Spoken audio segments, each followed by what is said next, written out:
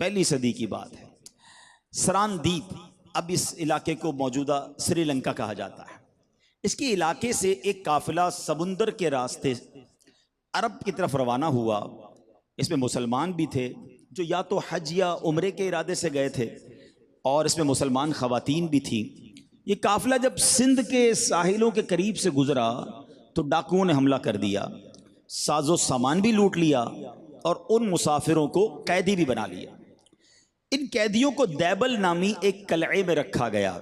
ये जो मौजूदा हमारा सिंध है, पाकिस्तान का सूबा, उस ज़माने में तो ज़ाहिर पाकिस्तान नहीं था, मगर ये इलाका मौजूद था, यहाँ आबादी थी, और डाकुओं ने उस श्रीलंका से अरब शरीफ जाने वाले काफिले को लूटा भी और कैदी भी बना लिया। अब ये खबर उस वक्त के हुक्मरान मुसलमान तक पहुंची, जो मुसलमान हुक्मरान थे, फौरन रिहाई की कोशिश शुरू कर दी। उस वक्त सिंध का जो हुक्मरान था वो राजा दाहिर था, जो कि गैर मुस्लिम था। वो किसी भी सूरत कैदियों को रिहा करने के लिए तैयार नहीं हुआ। नेगोशिएशंस की गई, बातचीत की गई, मगर वो तैयार नहीं हुआ।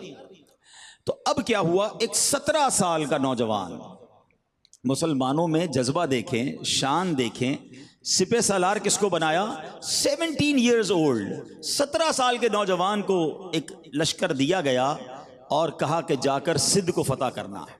वो नौजवान दैबल पहुंचे, काफी दिन तक जंग जारी रही। सुभान अल्लाह, कुव्वत ईमानी साथ थी।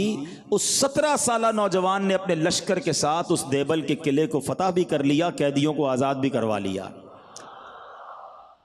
अब दैबल के जो किले का, कैद खाने का जो निगरान था ना, वो मुसलमानों को जिसने कैद किया हुआ था, वो देखता था कि मुसलमान बड़े अखलाक वाले हैं, क्या खूबसूरत इबादत करते हैं, यहाँ कैद में भी अल्लाह को याद करते हैं, नमाजें पढ़ते हैं, बड़ा मुतासिर था।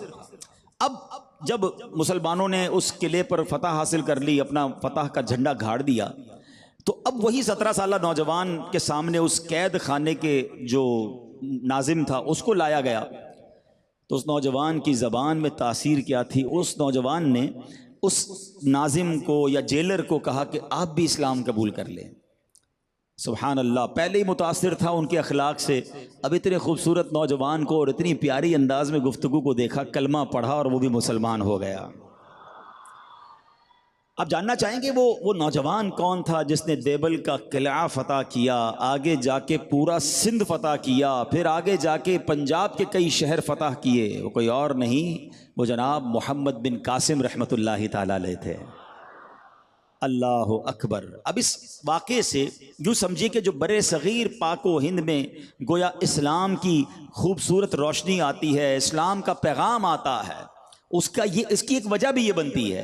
और जब भी सिंध को बाबुल इस्लाम सिंध कहा जाता है कि इस्लाम का दरवाज़ा, वहाँ से जो इस्लाम है वो हमारे इस पूरे खित्ते पे फैला। और सुभान अल्लाह, अब याद रहे कि जब सिंध फतह हुआ ना, जब मुसलमानों की हुकूमत वहाँ पर आई या कंट्रोल आया, तो उस वक्त सिंध का हाल ये था कि कुफ्र व शिर्क का उसे अड्डा कहा जाता था। मगर सुभान अल्लाह, जब इस्लाम वहाँ फैलना शुरू हुआ तो सिंध जो है वो बाबुल इस्लाम सिंध बना, वो इल्म दीन का मरकज़ बना। बड़े बड़े उलमा, मुहद्दिसीन और नेक अफराद वहाँ पैदा हुए और पूरे सिंध में इल्म फैला उनकी बरकत से। आपको याद रहे कि हज़रत बायज़ीद बिस्तामी रहमतुल्लाहि ताला अलैह, जो औलिया की एक जमात के सरदार हैं, आपके एक उस्ताद जो थे उनका नाम अबू अली था रहमतुल्लाहि ताला अलैह, वो भी सिंधी थे, वो भी सिंध से थे। यानी इतने बड़े बड़े उलमा बने कि फिर बायज़ीद बिस्तामी रहमतुल्लाहि ताला अलैह से जैसे लोगों ने उनसे इल्म दीन हासिल किया। फिर ये बात आगे बढ़ती गई और फिर मुल्तान पहुंचे। सुभान अल्लाह, मुल्तान जिसे आज हम मदीनतुल औलिया कहते हैं ना, पाकिस्तान का मशहूर शहर है। सिंध फतह होने से पहले ये गैर मुस्लिमों का अहम मरकज़ था। जिस तरह आज हम मक्का मुकर्रमा, मदीना तैयबा अपने इस्लामी समझिए कि हज करने जाते हैं, उम्रा करने जाते हैं, ज़ियारत के लिए जाते हैं, उस ज़माने में गैर मुस्लिम लोग जो थे वो अपने मजहबी त्यौहार को अटेंड करने के लिए मुल्तान आया करते थे।